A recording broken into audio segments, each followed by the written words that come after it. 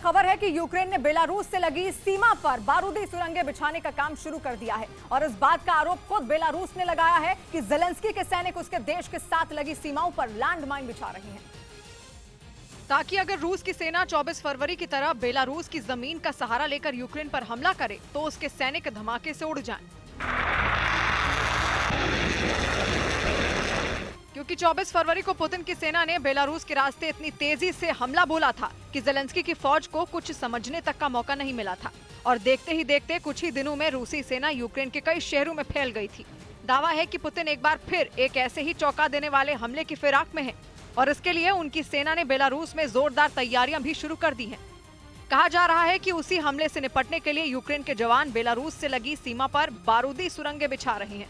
और माना जा रहा है कि यूक्रेन की सेना के इसी कदम को बेलारूस अपने लिए बड़ा खतरा मान रहा है, क्योंकि वो ये भी आरोप लगा रहा है कि यूक्रेन के जवान बारूदी सुरंगें बिछाने के साथ सीमा के पास की सड़कों पर बड़ी संख्या में गड्ढे भी कर रहे हैं,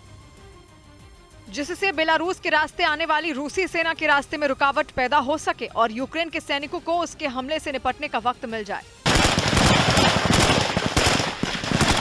यानी यूक्रेन अपनी पुरानी वाली गलती दोहराना नहीं चाहता जब वो बेलारूस की बातों में आ गया था।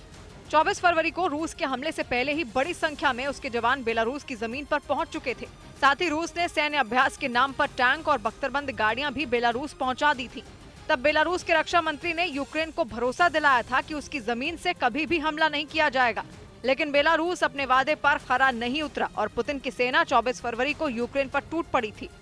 और बेलारूस के उसी धोखे से सबक लेते हुए यूक्रेन इस बार हमले के लिए पूरी तरह तैयार रहना चाहता है। इसीलिए वो न केवल बेलारूस की सीमा के पास बारूदी सुरंगें बिछा रहा है, बल्कि उसने वहां एक दीवार बनाने का भी काम शुरू कर दिया है, जो रूसी सेना के टैंक और बख्तरबंद गाड़ियों के रास्ते की अड़चन बन जाएंगे। इसके साथ ही वो यूक्रेन को बेलारूस से जोड़ने वाली सड़कों पर भी रुकावट पैदा करने के इंतजाम कर रहा है। यूक्रेन और बेलारूस 1000 किलोमीटर से ज्यादा दूरी की सीमा साझा करते हैं। ऐसे में पूरी सीमा को सुरक्षित बना पाना यूक्रेन के लिए संभव नहीं होगा, लेकिन वो इसी कोशिश में जुटा है कि वहां ज्यादा से ज्यादा हिस्से को ऐसा बना दिया जाए कि रूसी सैनिक यूक्रेन में दाखिल होने से पहले ही ढेर हो जाएं। हालांकि बेलारूस यूक्रेन की इस कदम पर बुरी तरह भड़क गया है। वो इसे यूक्रेन की उकसाने वाली तैयारी बता रहा है। और उधर बेलारूस से पुतिन की फौज की ट्रेनिंग का वीडियो सामने आया, जिसमें वो घातक हथियार चलाने की ट्रेनिंग लेते दिखे, जहां उन्हें युद्ध की बारीकियों समेत अंधाधुंध फायरिंग और रॉकेट लॉन्चर से अचूक निशाना लगाना सिखाया गया। युद्ध में ताबड़तोड़ गोलियों की बौछार से किस तरह खुद को सुरक्षित रखते हुए दुश्मन को नेस्तनाबूद किया जा सके, ये भी पुतिन की सेना को सिखाया गया। बेलारूस की ट्रेनिंग ग्राउंड से आए वीडियो को देखकर एक बार के लिए तो यकीन करना मुश्किल हो गया कि ये वाकई ट्रेनिंग थी या युद्ध का मैदान। बेलारूस की सरजमी से पुतिन पहले भी यूक्रेन में तबाही की इबारत लिख चुके हैं, लिहाजा रूसी सैनिकों का एक बार फिर वहां एक्टिव होकर विध्वंसक हथियारों की ट्रेनिंग लेना यूक्रेन के लिए खतरे की घंटी हो सकती है, क्योंकि बेलारूस और यूक्रेन पड़ोसी देश हैं। मतलब वहां पुतिन के सैनिकों की फिर बढ़ती तादाद ज़ेलेंस्की को पहले से ज्यादा भीषण जंग के मुहाने पर लाकर खड़ा कर सकती है। यूक्रेन के खिलाफ चल रही जंग में भर्ती किए गए नए रूसी सैनिकों की ट्रेनिंग को तेज कर दिया गया है, जिसका एक वीडियो भी सामने आया,